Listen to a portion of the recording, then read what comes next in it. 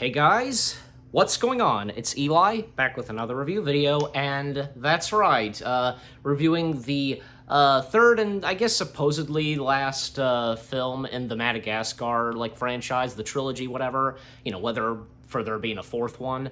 But that's right, I am of course reviewing Madagascar 3, Europea's Most Wanted, but I'm not doing this alone, of course. Back again with me, and of course reviewing another DreamWorks film, in which being Madagascar 3, of course, is my good friend, the Amazing Gamer. It's good to have you for this one. It's good to be here for this one. This was actually my favourite of the Madagascar movies growing up, so this will be a fun review. Okay. So Madagascar 3, I remember seeing the trailers online, and I guess, when my family and I went to our local movie theaters, and, because it had been just a little while since there had been a Madagascar film since, frickin' 2008 with Madagascar 2, and finally we had gotten, the third film, and seeing how this year it marks its anniversary. But yeah, so Madagascar 3, I think it's pretty good, actually, and, because this time, actually, okay, first off, we had, of course, in the first film, we had, the island Madagascar. In the second film, we had Africa with African animals, and this time, we've got animals that are circus animals, but what are the first things you have to say about Madagascar 3? There's actually quite a lot to go through for this movie, because there's some really interesting stuff here that weren't in, I guess you could say, were kinda in Madagascar 2, but it didn't, feel full-on presented properly. But in this movie, we get a full-on villain for this film, and there was a close point here and there towards the climax where Alex, Melman, Gloria, and Marty are nearly, actually axed off by the villain. In front of everyone as well, and there's a genuine, really cool runaway throughout the whole movie, and it's just a big chase right up to the final climax. It's really cool. There's a full-on villain who is dedicated to get the job done and stops at nothing so she can have Alex's head. It's absolutely fantastic, and the music choices for this film were really fun as well. Yeah. Because at the time they were pretty big songs, and growing up I used to love listening to these songs. I loved the Madagascar movies growing up. I loved the first one. The second one was even better with great world building. Yeah.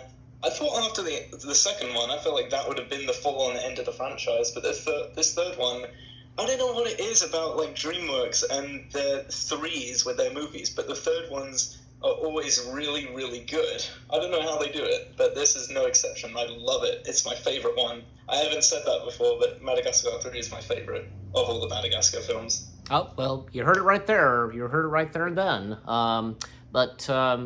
Madagascar 2 is actually my favorite Madagascar film.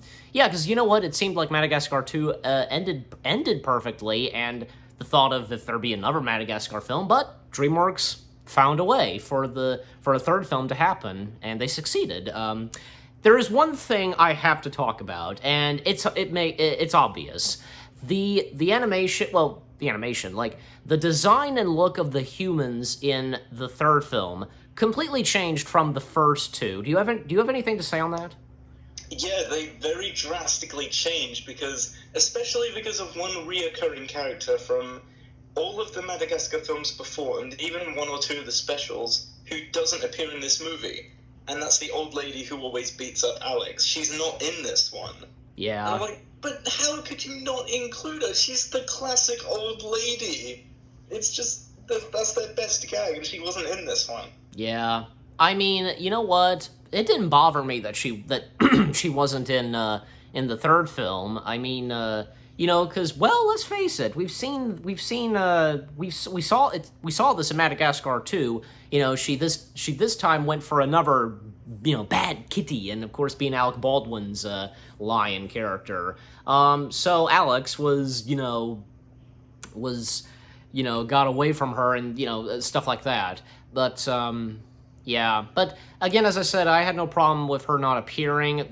I feel as though that the third film managed to find a way to, to not have her, and that, she wasn't necessary for the story. You get my point, but Yeah, I mean, I guess I can't complain that much about the new look and design of the humans in the third film, especially the main villain, of course, Captain Chantel. Is that her name?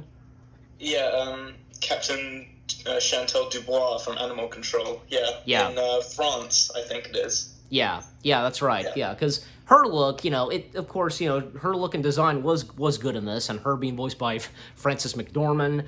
Some of the other like humans that we see, yeah, because pretty funny and also yeah, like characters like the Penguins and King Julian and Phil and Mason. They were funny in this, right? Don't you think?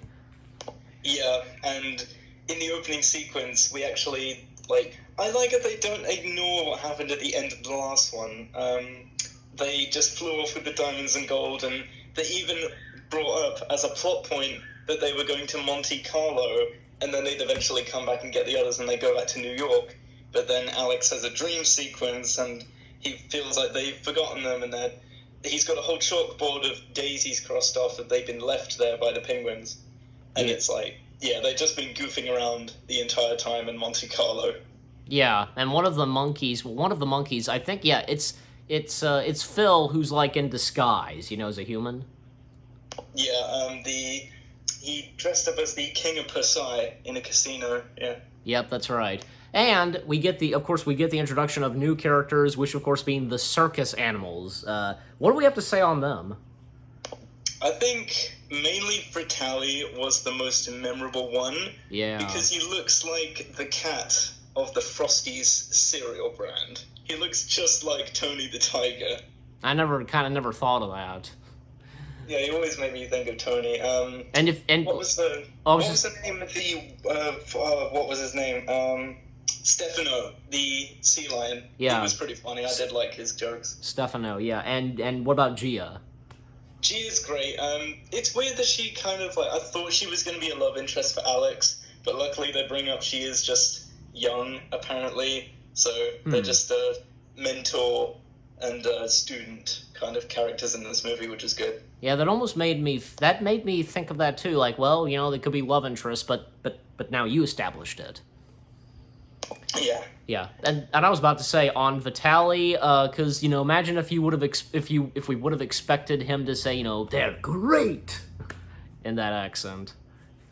Yeah. That would have been funny. And also, Sonia the bear, because like King Julian falls for Sonia. What do we have to say on that?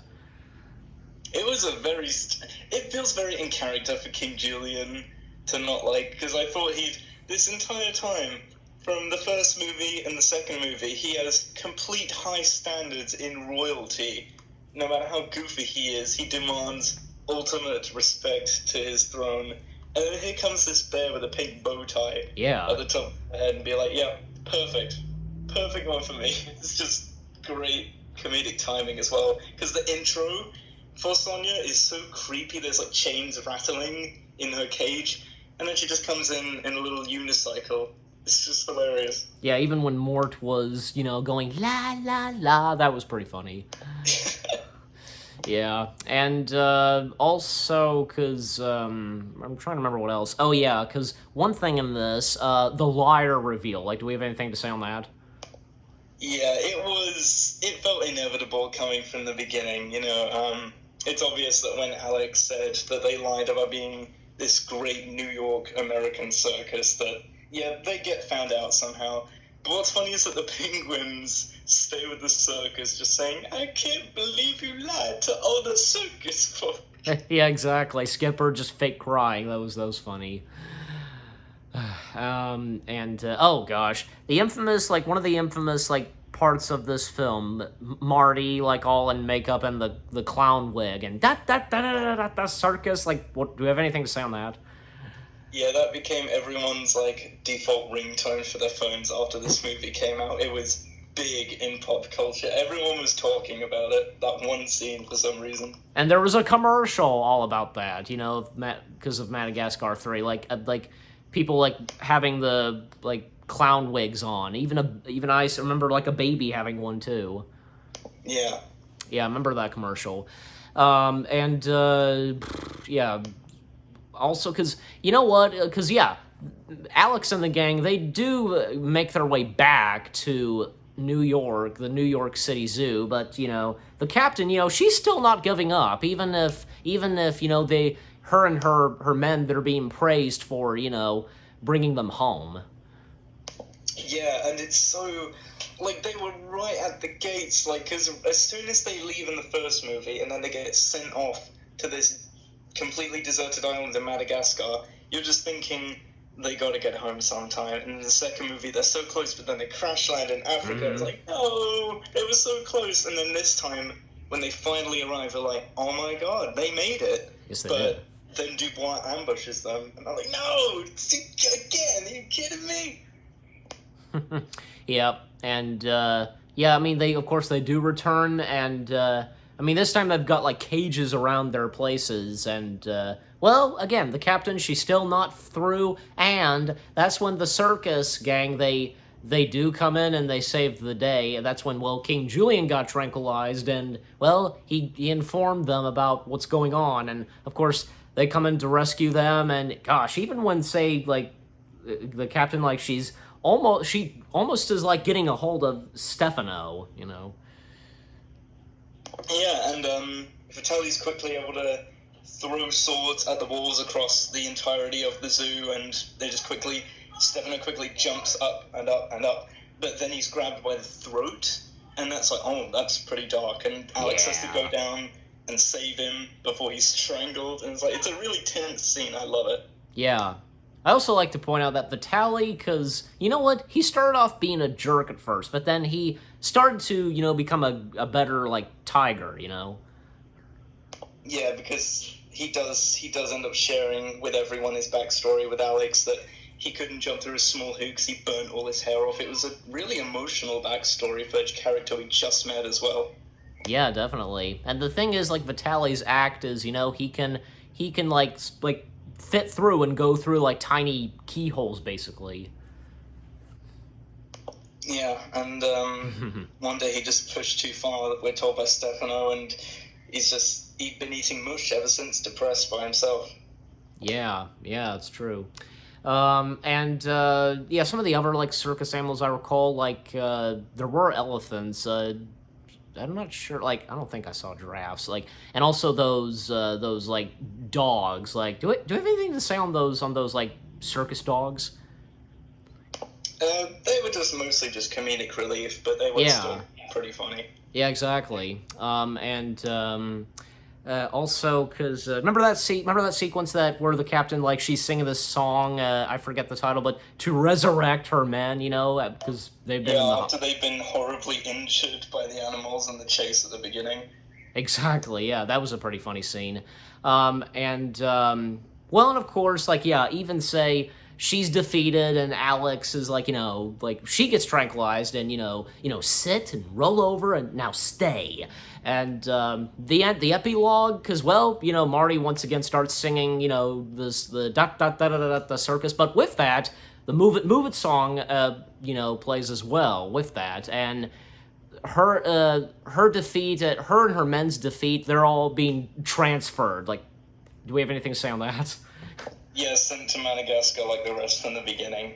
Just the perfect ending to that villain. Exactly. And it seems as though that Alex, Gloria, Melman, and Marty, well, no longer staying, in the zoo, and they stay with the circus animals, and, off they go on the train. Like, I guess, yeah, because, because they decided that, it's best that, they remain with the circus animals and not, and just move on and, from living in the zoo. Yeah, it was a solid ending as well. Yeah. Okay, guys. So jump cut, as you guys can tell. And yeah, it's just me, wrapping things up and finishing this review.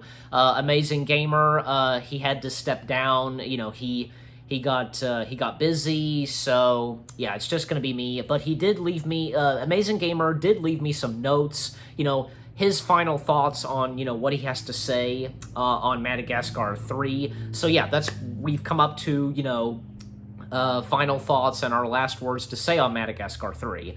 So I'll start with Amazing Gamer. He says, I think it's a really good final finale film, and it had an eye for detail. Yeah, he's right on that. Hence, the new look for most locations, and the edgy was really high here. Yeah. And, the new characters, though shortly used in some intents, were memorable. Yes, I agree on that too. The opening chase in the van versus the animal control team was my favorite scene in the film. That was his favorite scene, and yeah, that was pretty funny. Even when Marty, he's like, he turns off the music and he's like, "Hi, officer, is there a problem?" That's pretty funny. Even when King Julian, he got tranquilized, and early photos, like, that was pretty funny. And also, he also says, and it gave a great end to the hero's story, and a well-deserved punishment to the main villain having to experience what her victim did from the first film. Yep, that is true. And he gives this a 7 out of 10. For me, I give it boy, that's toughy. Like, I'll give it a 7 out of 10 too. We both, so both me and him, we give it a 7 out of 10. Madagascar 3, okay, so it's my turn basically. Madagascar 3, Europea's Most Wanted, it was a good sequel, the Madagascar second sequel, and, even though, because Madagascar 2, Escape from Africa, it ended perfectly. It felt like, that would be the last Madagascar film, but no, because, well, DreamWorks managed to find a way for there to be another Madagascar film, and it worked. They succeeded on that. And, and any possibility of, say, a fourth Madagascar film, who knows still? Like, I wouldn't mind seeing it if they can pull it off again, just like what they did for Madagascar 3. Who knows? But, again, I give it a 7 out of 10 as well. Everything about the film was great. The new characters, the circus animals, of course. More funny stuff, from the penguins, King Julian and the two monkeys, Mason and Phil. And, of course, Alex and the gang, pretty funny as well. Yeah, and the villain having some funny moments. And, yeah, she was evil in this for sure. And what about you guys? What did you think of Madagascar 3, Europea's Most Wanted? And what did you think of me and Amazing Gamer's review? Just leave comments and give this review a like as always. So with all that being said, I thank Amazing Gamer for joining me on, reviewing this, and I did actually mention this to him, and yeah, he's up for this, and definitely very soon down the road, we will be reviewing the Penguins of Madagascar movie. Yes, definitely. I look forward to that. Anyways, so again, 7 out of 10 for Madagascar 3. We hope you guys enjoyed our review of Madagascar 3, Europea's Most Wanted. More reviews coming your way. They're going to be awesome. Keep looking forward. And we'll see you guys in the next video / review. Take care, and peace out.